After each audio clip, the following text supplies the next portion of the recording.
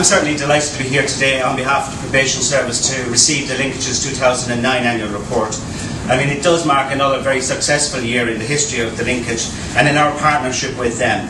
And the report is particularly helpful in identifying and acknowledging and recording the achievements that have been made in their work with ex-offenders, in placing them in education, in training and employment, in what are definitely more challenging economic times. Now, the importance of employment, among other factors, was highlighted recently in a newly published study on desistance. And this was a study completed in Ireland by Irish researchers, and I want to spend about 6 minutes talking to you about it. Desistance studies explore processes by which offenders stop offending. So the pathway to desistance, or stopping, for many, as we know, is clearly a long and zigzag road, as evidenced in Deirdre's study. One of the key findings of our study was that desisters employ a pro-social approach to life, have strong inner resources, otherwise known as agency.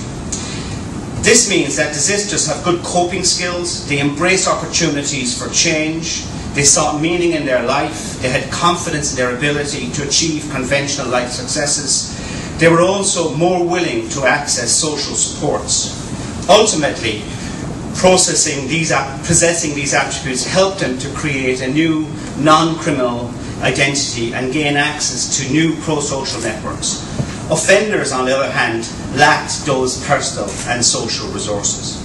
Now, the good news from Deirdre's study is that these skills and resources, which I've just outlined, can be learned, or if not, acquired.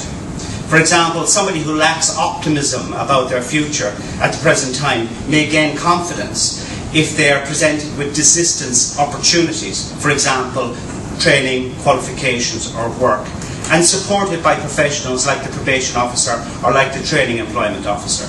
There is merit in assisting offenders in their efforts to desist using formal interventions like the Probation Service and like the Linkage programme. In a recent German study, a prolific community offender is costing, one offender is costing €1 million over his lifetime.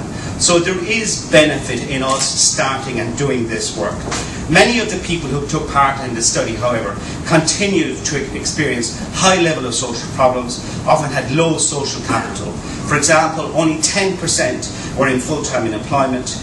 And in the absence of employment, the participants, they had to rely disproportionately on their inner resources to bring about change.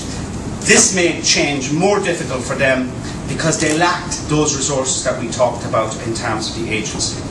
There is significant value, therefore, in the work done by Linkage, which helps to increase social capital, to improve their life chances, and change the chances for those putative desisters.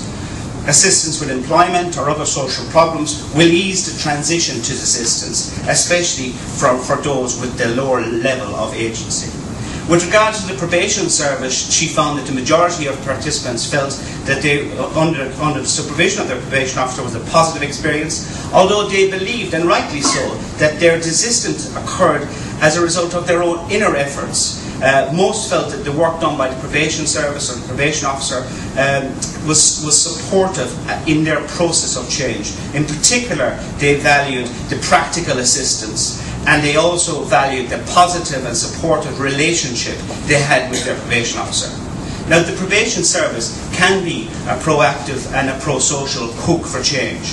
The hook, the change agency, harnessing the court appearance as a trauma in the middle of chaos, which can, to use the research findings, disrupt the pattern and lead to often massive and landslide shifts in behaviour and lifestyle of offenders. We must never underestimate the benefit of intervening with people at that court stage.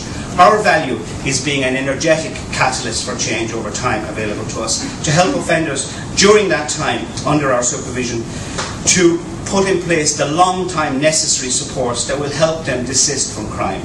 The transition from criminality to conformity is not easy. In order to desist, to stop, individuals must often separate themselves from their existing social networks, their roles and their environment. They must leave behind established lifestyles, choices, their entrenched cognitive and behavioural patterns and discover a new way of being. Successfully forming a new identity also appears to reduce the likelihood that they would reoffend.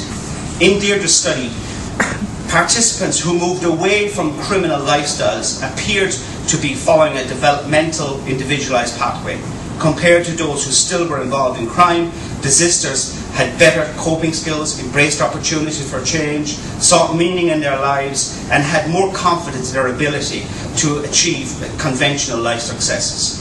Now Barry, who's here, Barry Owens, from Linkage, in his paper on training and employment in economic downturn, which was published in 2009's Irish Probation Journal, also identified employment as essential to desisters' efforts of reforming the offending pattern.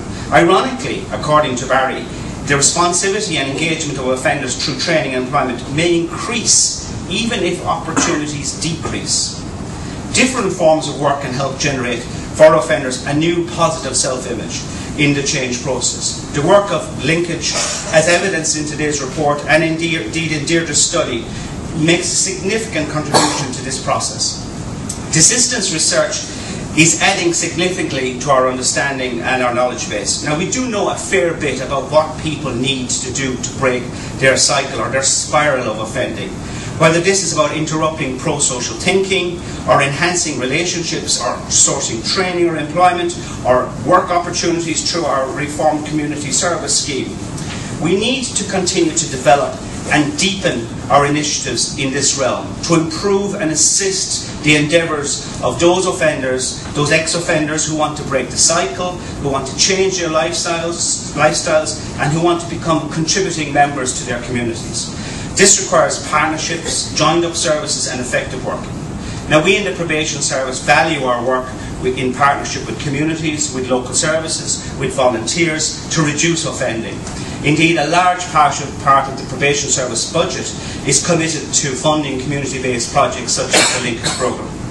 This partnership with community-based organisations supports the objectives of us in the Probation Service in engaging with communities, enhancing public safety, breaking the cycle of crime, protecting further victims, promoting change in the behaviour of offenders. In 2009, our department, the Department of Justice and Law Reform, through us, provided 18 million in capital and funding to 49 community-based organisations, as well as that 17 children's-based organisations through our Young Persons Probation Service were funded. The work of Linkage in providing employment placements and support to offenders is an important resource, and Linkage is an important partner in the service in working for sustained change.